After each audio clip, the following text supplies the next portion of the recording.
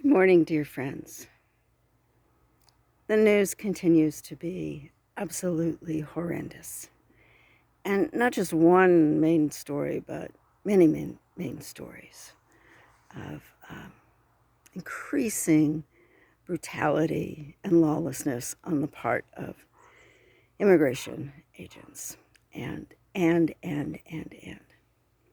I don't know about you, but I get numb. I find myself shutting down and pulling back. And in today's newsletter, Robert Hubble, who's one of the people I follow, made an interesting point. Well, first of all, there's the context. We talk about cruelty as the point, but also shocking us into despair and being overwhelmed and then paralyzed is a point of the strategy of the orange shitgibbon and his unelected administration. You know who I'm talking about. And so we need to be mindful when that's coming up in us. And Hubble made the point this morning that you don't have to follow the stream of news in every detail. I give you permission to not read the news every day if it is bad for your mental health and it makes you want to just curl up and shrivel up and never do anything. Instead, Hubble points out that we do not need to follow every single news story, as I just said, in order to take effective action. You can pick an issue or two or five, small number of issues that you care about, and take action with regard to those issues. We talk about communicating with your representatives, with your senator, also with big business.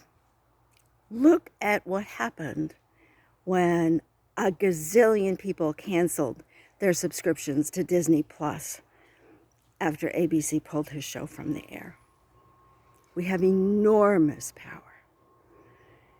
The second thing is that you don't have to know the details of every story in order to get out there and protest. And you certainly don't need to know the details of every story, particularly non-local stories, in order to vote. In California, we have the power to make a huge impact nationally. Our Proposition 50 allows, which is on the November 4th ballot, and I have already sent mine in, allows us to temporarily redistrict the state, those are congressional seats, in response to Texas basically, without any consultation with the voters, caving in to Trump's frenzied demand to try to create more seats, to try to maintain his grip over the GOP Congress. Can you imagine the change if we take back Congress in 2026?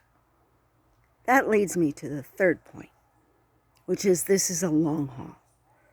We need endurance. We need fortitude. We need, it's like an ultra marathon. And just think what you would need. You would need water. You would need energy bars. And in this case, you also need to rest. Very early in the Gibbons second administration, I thought that we would see a lot of outrageous actions and then they would sort of peter out. I was wrong. And in part because Russell Vought and Stephen Miller and people like that, and the architects of Project 2025 were ready. And they're smashing right through their agenda. And then it's a snowball effect where there's one thing and then that leads to another and another. and people protest, and then there's increased violence on the part of the administration. So it's a long haul. We can do this. We can survive this. We can prevail. But we need to be realistic that it's not going to be over in a second. That should only strengthen our resolve to take effective action in as many different areas, as many different spheres as we can reach. So while you're writing your congressional rep and calling your senator, you might consider talking to some advertisers who are supporting programs and businesses that have caved in or are supporting this fascist regime.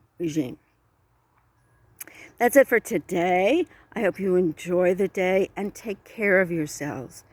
Take care of each other. Be strong.